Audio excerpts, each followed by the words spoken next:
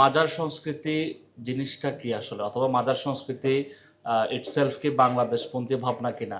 আমরা যদি নৃতত্ত্বগতভাবে দেখি, অথবা আমাদের হিস্ট্রিটা যদি দেখি বাংলাদেশ পন্থার অথবা বাংলাদেশ রাষ্ট্রের অভ্যুদয়ের, আমরা দেখব হচ্ছে অনেকগুলো আলাপ আলোচনা পাওয়া যায়। আমাদের এদিকে হানাফি ঘরানার লোকজন অনেক বেশি হওয়ার অন্যতম কারণ হচ্ছে সুফিদের মাধ্যমে এখানে ইসলাম প্রচারটা হয়েছে, এবং এক ধরনের স্পেসিফিক ওয়ে রোড ধরে ধরে এখানে সুফিরা আমাদের এখানে ইসলাম প্রচার করেছেন।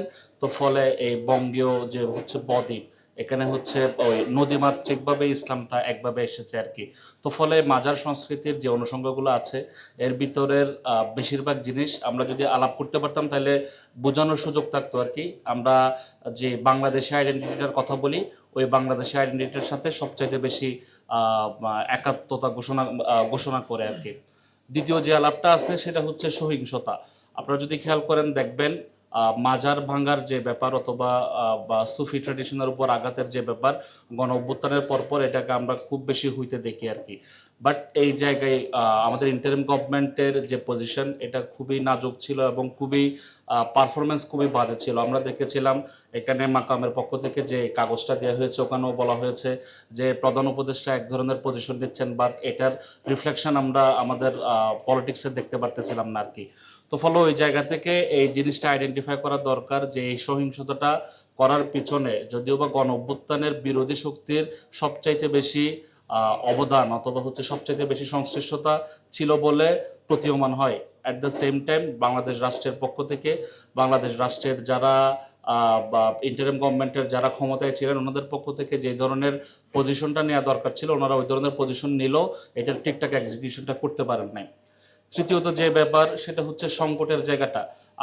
আমরা মাজার সংক্রান্ত যেই আলাপ আলোচনাগুলো অনলাইনে অন্তত ফলো করেছিলাম, আমরা অনেকগুলো মজহাবি বিতর্ক দেখেছিলাম যে আসলে মাজার জায়েজ কিনা, অথবা মাজারের ভিতরে লোকজন আছে কিনা, ওনাদের উসিলাই কোনো দোয়া করা যায় কিনা, এই ধরনের হচ্ছে খুবই মানে কনট্রেন্ড হচ্ছে ফিকহি মাসালা নিয়ে আলাপ আলোচনা হচ্ছিল তখন।